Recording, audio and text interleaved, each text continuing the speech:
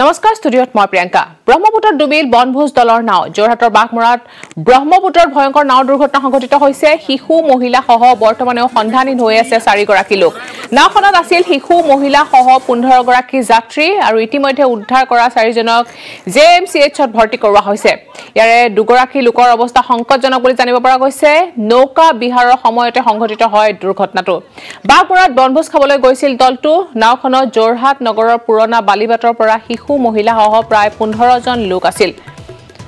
আৰু তাতে সংঘটিত হয় দুৰ্ঘটনাটো আৰু 15 জন যাত্ৰীৰ মাজত 4 জন লোক এতিয়াও সন্ধানহীন হৈ আছে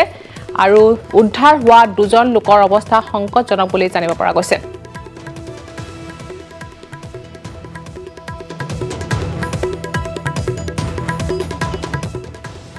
ৰাজপথত চলিল টিকটিকিয়া ৰঙা সৰকাৰি স্কুটি কিন্তু এতিয়া ৰাজ্যৰ ৰাজপথত চকা ঘূৰিব সৰকাৰি বুলেটৰ মেধাবী ছাত্ৰসকলে বুলেট পাবলৈ হলে পূৰণ কৰিব লাগিব এটা বিশেষ শৰ্ত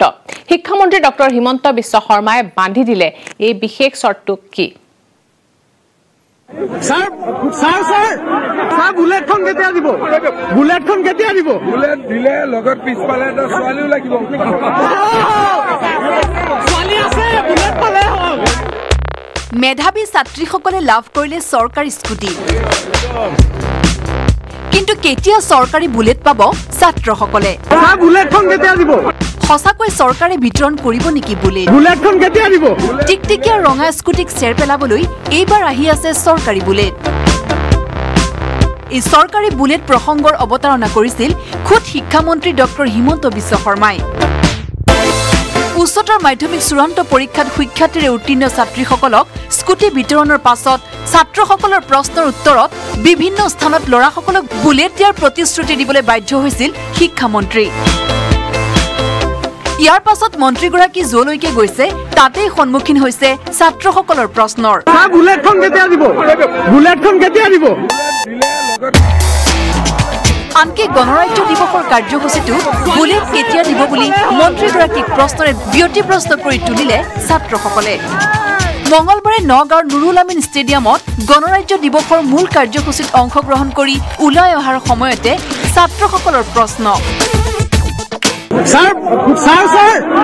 বুলেটখন কেতিয়া দিব কিন্তু কেতিয়া ৰাজ্যৰ ৰাজপথত ঘূৰিব সৰকাৰি বুলেটৰ চকা সৰকাৰি বুলেট পাবলৈ হলে পূৰণ কৰিব লাগিব এটা বিশেষ শৰ্ত কিন্তু ছাত্ৰসকলক বান্ধি দিয়া এই বিশেষ শৰ্তটো কি স্বভাৱসুলভ ৰসিকতাৰে উত্তৰ দিলে মন্ত্ৰী ডক্টৰ শৰ্মাই বুলেট দিলে লগত পিছপালে এটা ছোৱালীও লাগিব মন্ত্ৰীৰ শৰ্ত পূৰণৰ বাবেও সাজু ছাত্ৰসকল পিছত বহাৰ বাবে ছোৱালী ৰেডি এতিয়া বুলেটলৈহে অধীৰ অপেক্ষা ছাত্ৰসকলৰ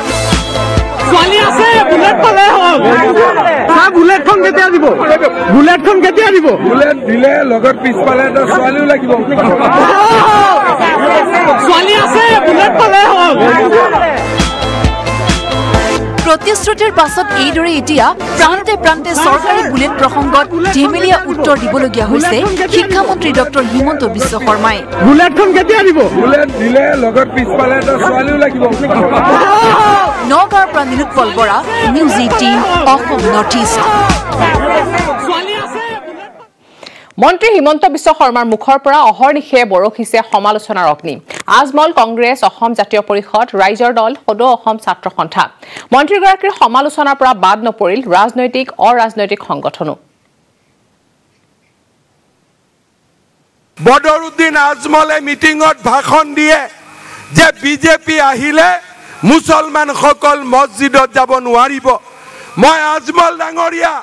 আপোনাক প্ৰশ্ন কৰিছো যে কংগ্ৰেছ আৰু ইউডিএফ শাসনত আহিলে হিন্দুসকল মন্দিৰত যাব পাৰিবনে নাই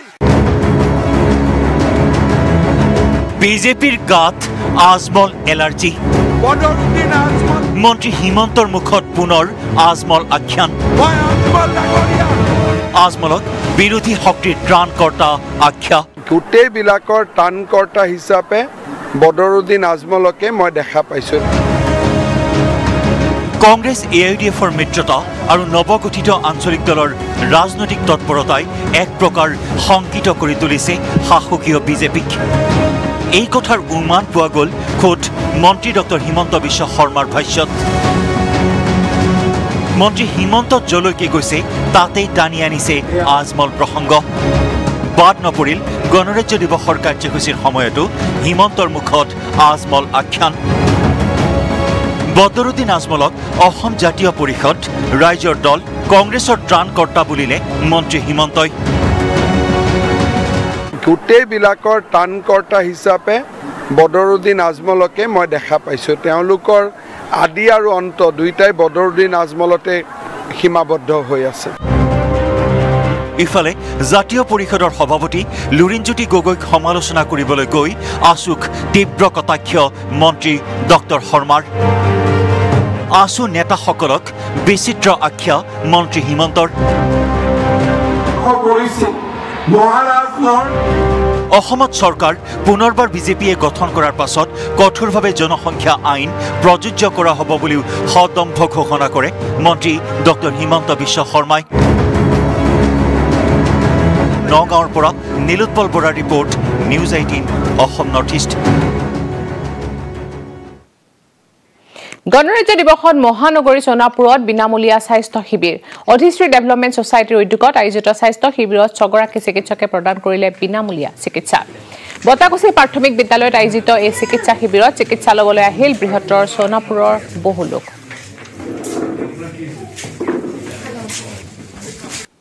আমি সোণাপুৰ দিগাৰুৰ বটাকুছি গাঁৱত এটা স্বাস্থ্য শিবিৰ আমি খুলিছোঁ আমি এই কাৰ্যসূচীটো আজি 2 বছৰ ধৰি অধিশ্ৰী ডেভেলপমেণ্ট ছ'চাইটিৰ ফালৰ পৰা অসমৰ যিকোনো ইণ্টেৰিয়ৰ প্লেছত যিকোনো ভিতৰৰ গাঁৱত আমি কৰি আহিছোঁ যেতিয়া বানপানী আহে তেতিয়াও আমি আগভাগ লওঁ এনেদৰে আমি আগভাগ লৈ গৈ আছোঁ আৰু ইয়াত আজি ৰাতিপুৱাৰ পৰাই আমি যথেষ্টখিনি সঁহাৰি পাইছোঁ অতি কমে আমি 300জনমান মানুহ ইতিমধ্যে আমাৰ ইয়াত হৈছে আমাৰ ডক্টৰখিনি বা স্থানীয় মানুহখিনি গোটেইখিনি আমাক সহায় কৰিছে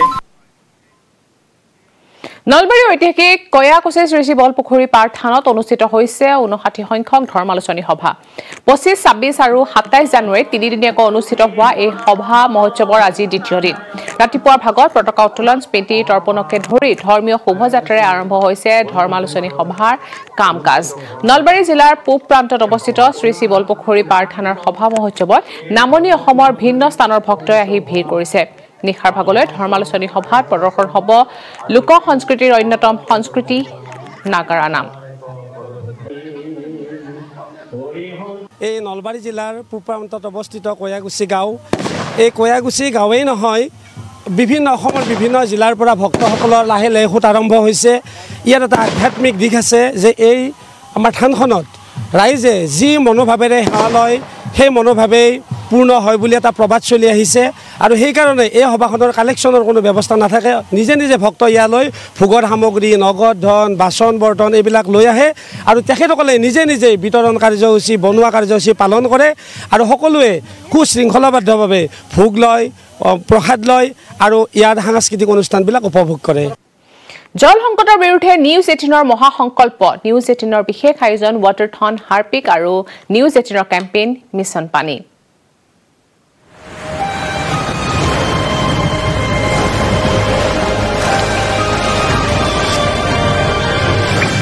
to the plants, that's something that really helps to make them feel like they're water heroes, and they do understand. They definitely do. Thank you, Meera. Hi, Minnie. This is Mandira here. As mothers, what can all of us set as certain, definite practices for our children so that saving water becomes a part of, our lives, the way they live? Thanks, Mandira, for having me. And like Meera said, this entire day has been like rain in a parched land for my heart, literally, because I've been harping on and on in my little way, about how important it is and how late it is already in the day for us to, kickstart this process of water conservation. And, as a mother, I mean, I have, my kids are not as small as Meera's, but they have actually lived on that turnaround where water was not such an issue when they were really young. But now, I mean, they do understand that it's not, an unlimited resource. And I just feel that now, because of the curriculums that they already study in school, they are the ones who are also as aware as I am, about how important it is to conserve water. And as a parent, to just keep reminding them of the fact till they're used to looking at water as a limited resource is really, really important. So whether it's turning off taps when you're brushing teeth, or, for example, I get galled every time I see a bathtub in anyone's bathroom, because I'm like, surely you're not using this. And my kids, they react instantly. They're like, are they really using that tub? Do they know how much it carries? And little things that we do at home, and I can't stop talking about it, which basically emphasize that this is not something that's going to come to us forever, and we must prep our children for a life where they will not have so much water to deal with, and how to live their lives with that. That is the most important thing. Mini, Meera, this question is to the both of you. If you were to become an active advocate... Saipikok Gao Sohor Jilar Khobor Ghuri Ahim Eta Khor Birot Pisot. সমগ্ৰ দেশৰ লগতে অসমতো পালন কৰা হল দেশৰ ৭২ সংখ্যক গণৰাজ্য দিৱস জিলাই জিলাই প্ৰশাসনৰ উদ্যোগত গণৰাজ্য দিৱস ভিন্ন স্থানত পতাকা উত্তোলন কৰে মন্ত্ৰীসকলে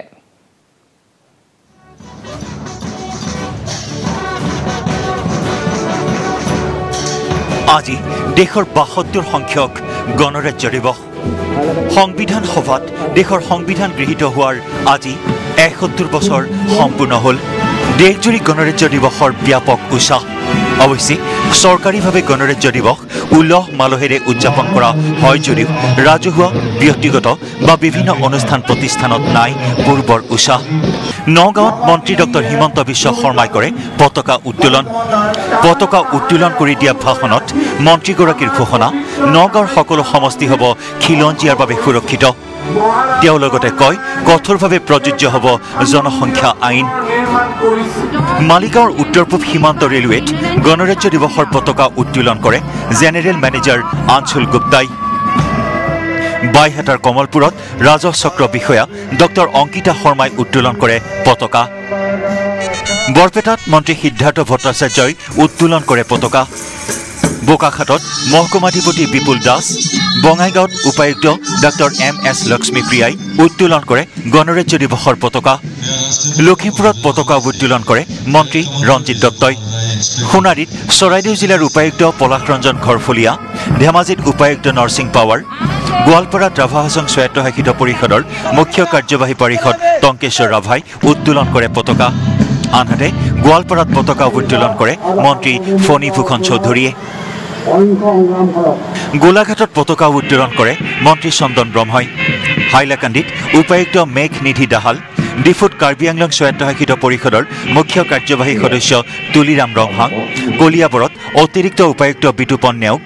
কৰিমগঞ্জত জিলা উপায়ুক্ত আম্বামুথান MP আৰু মৰিগাঁৱত মন্ত্ৰী পীযুষ হাজৰিকাই উত্তোলন কৰে পতাকা বাক্সাৰ মুছলপুৰত মন্ত্ৰী ৰিহন দৈমাৰী আমিনগাঁৱত মন্ত্ৰী চুম ৰংহাং নলবাৰীত মন্ত্ৰী ভৱেশ কলিতা বজালীৰ পাঠশালাত মহকুমাধিপতি নয়নজ্যোতি ভাগৱতী ৰঙিয়াত মহকুমাধিপতি স্বপ্নীল পল ধনচিৰি মহকুমাৰ সৰুপথাৰত মহকুমাধিপতি দিবাকৰ নাথ শিলচৰত পতাকা উত্তোলন কৰে আবকাৰী মন্ত্ৰী পৰিমল শুক্লবৈদ্যই শিৱসাগৰত ৰাজহ মন্ত্ৰী যোগেন মোহনে উত্তোলন কৰে পতাকা গোসাইগাঁৱত অতিৰিক্ত উপায়ুক্ত পল্লৱী চৰকাৰ তেজপুৰত মন্ত্ৰী কেশৱ মহন্তই উত্তোলন কৰে গণৰাজ্য দিৱসৰ পতাকা আনহাতে তিনিচুকীয়াত শ্ৰম মন্ত্ৰী সঞ্জয় কিষাণ তীৰ্থনগৰী হাজত ৰাজহ চক্ৰ বিষয়াই উত্তোলন কৰে ৭২ সংখ্যক গণৰাজ্য দিৱসৰ ৰাষ্ট্ৰীয় পতাকা এনেদৰে দেশৰ লগতে ৰাজ্যত উদযাপন কৰা হয় গণৰাজ্য দিৱস bureau report news 18 Assam north east